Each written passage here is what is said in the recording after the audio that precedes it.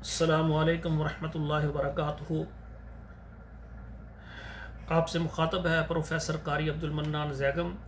کتاب و حکمت یوٹیوب چینل پر آج آپ کے سامنے یہ قرآن مجید کا 15واں پارہ ہے، سورہ بنی اسرائیل ہے، اور آیت نمبر 106 سے لے کر 111 تک یہ 6 آیات میں آپ کے سامنے پہلے تلاوت کروں گا اور اس کا ترجمہ عرض کروں گا۔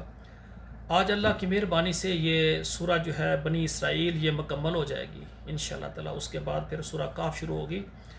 اعوذ باللہ من الشیطان الرجیم، بسم اللہ الرحمن الرحیم۔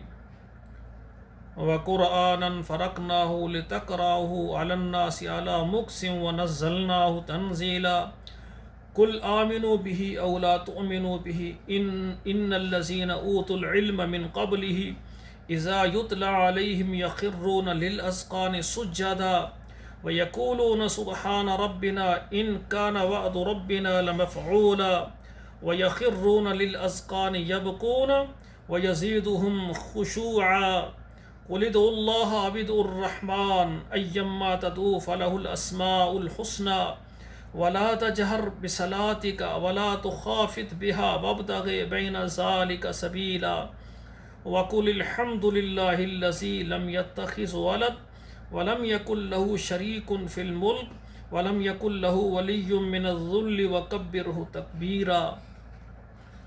اب ترجمہ سماعت فرمائیں۔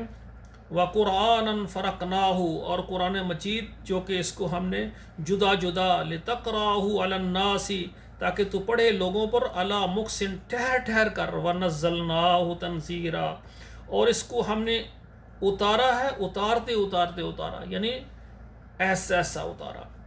قُلْ لَوْ آمِنُوا بِهِ، کہہ دیجئے اگر تم اس کے ساتھ ایمان لاؤ، او لا تؤمنوا، یا تم نہ مانو اس کو، ان الذین اوتوا العلم من قبلہ، بے شک وہ لوگ جو دیے گئے علم تجھ سے پہلے، اذا یتلی علیہم، جب ان پر یہ پڑھی جاتی،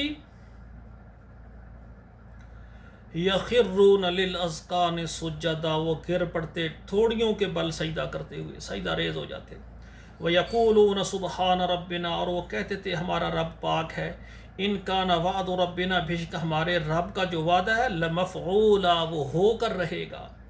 وَيَخِرُّونَ لِلْأَذْقَانِ، اور وہ ٹھوڑیوں کے بل گر کر، یبکون، روتے، وَيَزِيدُهُمْ خُشُوعًا، اور وہ عاجزی میں زیادہ بڑھتے تھے۔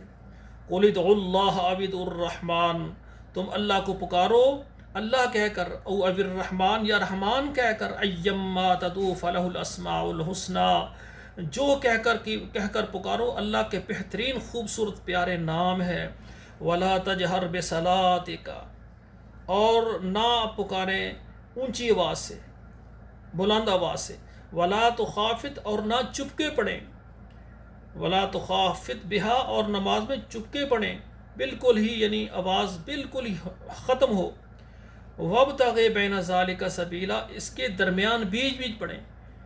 ایک ہوتا ہے آدمی صرف دل کے اندر سوچتا رہتا ہے اور پڑھتا رہتا ہے، ایک بندہ اونچی آواز سے پڑھتا ہے۔ فرمایا اس کو درمیانہ راستہ، انسان کے ہونٹ بھی ہلے، زبان بھی حرکت میں آئے، آواز لوگوں کو نہ سنے لیکن وہ پڑھے، لیکن خاموش بھی نہ ہو کہ وہ جس طرح دل کے اندر پڑھتے جانا، ایسے بھی نہیں ہے۔ ایسے انسان کے ہونٹ بھی حرکت میں آئے، زبان بھی حرکت میں آئے، لیکن اتنی آواز نہ آئے،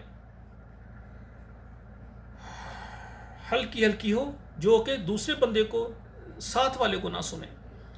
وَقُلِ الْحَمْدُ لِلَّهِ الَّذِي، اور کہہ دیجئے سب تعریفیں اللہ کے لیے ہیں، لم يتخذ ولد، جس کی اولاد نہیں ہے، ولم یکن لہ صاحب، اور اس کا کوئی ساجی نہیں ہے، اس کی بیوی بھی نہیں ہے، فی الملک، پوری سلطنت میں، پوری کائنات میں، ولم یکن لہ ولی، اور نہ ہی اس کا کوئی مددگار ہے، من الذل، جو ذلت کے وقت اس کے کام آئے۔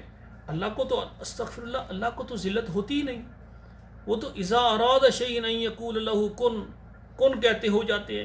لیکن مقصد یہ ہے کہ کوئی بھی بندہ ہوتا ہے جب وہ پھنس جاتا ہے تو اس سے مددگار کی ضرورت ہے، تو اللہ کو نہ ذلت آتی ہے، نہ اللہ کو مددگار کی ضرورت ہے، اور اللہ تعالیٰ تو خود قادر مطلق ہے، سبحان اللہ۔ وَكَبِّرْهُ تَكْبِيرًا، اور آپ اس کی بڑائی بیان کریں، اس کو بڑا جان کر۔ تو میرے بھائیو، یہ 5 آیات میں نے آخری جو ہے نا سورہ بنی اسرائیل کی پڑھ دی ہیں۔ اللہ کی مہربانی سے یہ آج الحمدللہ اللہ کے فضل و رحمت سے یہ 15ویں پارے میں ہے یہ سورہ بنی اسرائیل جو کہ آج مکمل ہو گئی ہے۔